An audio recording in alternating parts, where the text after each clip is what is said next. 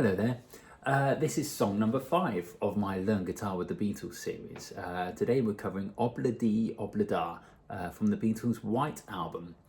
Please hit like if this is something that you enjoy and would like to see more of. You can always subscribe so you don't miss any of my other Beatles lessons or any of my other little snippets of lessons that I upload on YouTube. Share if you have friends or family that would perhaps benefit from these videos. After all, a candle loses nothing by lighting another candle. You can always comment on the video down below, or feel free to get in touch with your own song suggestions or anything that you'd like me to cover. You could email me at nickboydguitar@outlook.com. So for part 1, this video, we're going to go through the chords and strumming. Part 2, we'll look at the chord sequence as usual, and then part 3, we'll maybe look at some of the more interesting parts that happen. They might be a little bit complicated, but we'll give it a go anyway. One thing you may notice, and we certainly need this on this particular track, Obla-Dee Obla-Da, is we need a capo. So this is, I'll just get rid of my fret wrap so it doesn't confuse matters. A capo is like a clamp that just sits around the guitar. It's one of these things. And originally, I think the Beatles tried to do this in the key of A, but perhaps their guitars were completely out of tune. So it sounds like they actually had a capo at fret 1.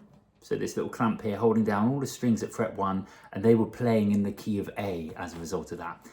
I recommend it's slightly easier if we take our capo, our clamp, and like I say, if you don't have one, it's well worth getting one. It just opens up the guitar loads. To take your capo and to hold it down or hold the strings down at fret number 3. What that essentially means is that fret number 1 is now fret 4, I suppose, on the guitar. And this fret here would be fret 5 without the capo, but we're now referring to it as fret 2. And everything's going to be just counted up from the capo. So fret 1, fret 2, 3, 4, 5, and so on and so forth. So that's the capo. The first chord we're going to need is the chord of G. Hopefully we know this by now. But if not, we're going to be little finger at fret 3 on the first string. Likewise with the third finger at fret 3 on the second string. We're then going to have an open third, open fourth string. Our first finger is going to be on fret 2 of the 5th string, and our middle finger is going to be at fret 3 on the 6th string. We play all 6 strings for that one. The chord of D we're going to need, we should know that by now, but if not, we've got fret 2 with our middle finger on string 1. A fret 3 on the 3rd string with our 3rd finger. First finger is going to be on fret 2 of the 3rd string, and we play an open 4th string, so we're just going to play from string 4 that we're not holding down and all the way through the rest of the string. So we play 4 strings for this one. We do end up turning this into a D7 chord.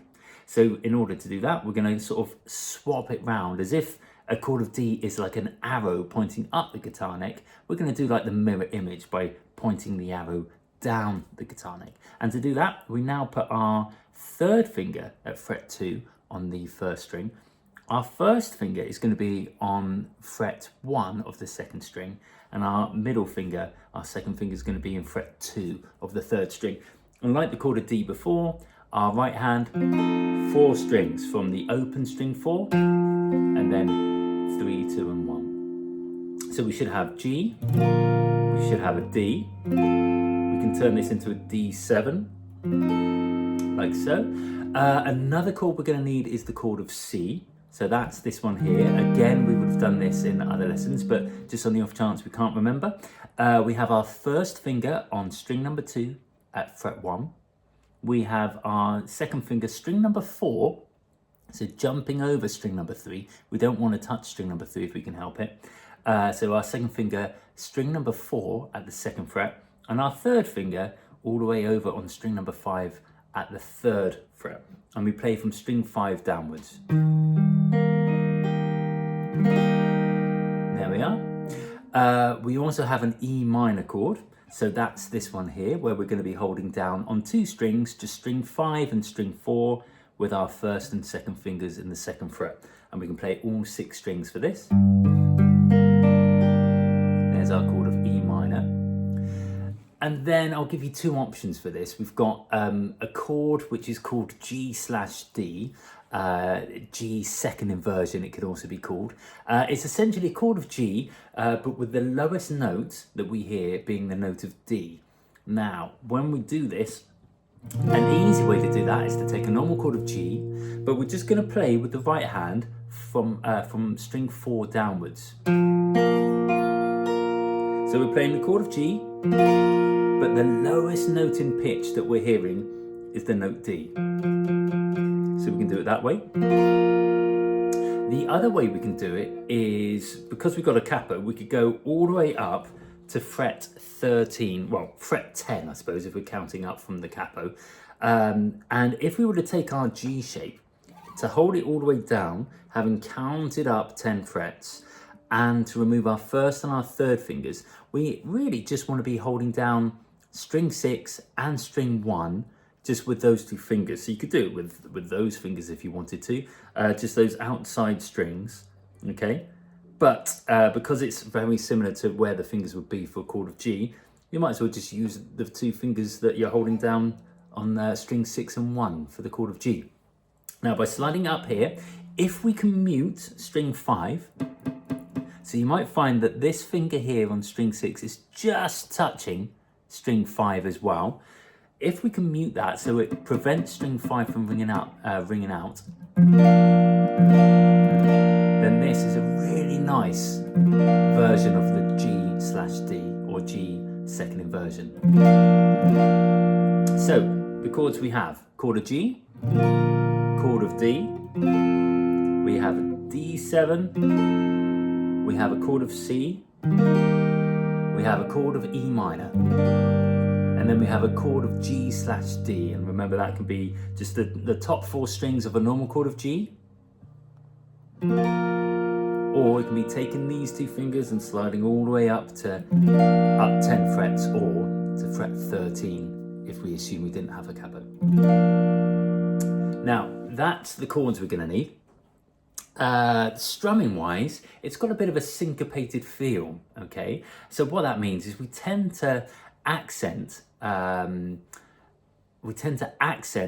the offbeats. So if we're counting 1, 2, 3, 4, and I'll keep that rhythm going, we're actually going to be trying to do the offbeats, which will be the bits in between the numbers. So 1 and 2 and 3 and 4 and 1 and 2 and 3 and 4 and...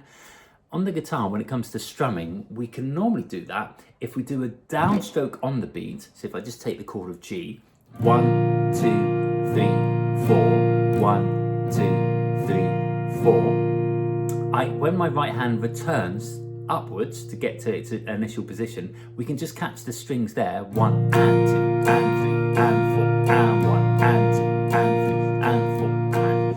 So that's kind of what we want to be doing. You could think of it as just we're always catching the strings on a down and on the way up, but we want to accent, we want to be slightly loud if we can on the way back up.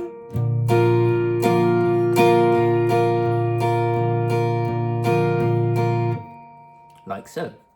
Okay, that's it for part 1. Feel free to share and comment and like and subscribe and all that sort of stuff. I will see you for part 2, where we tackle the chord sequence.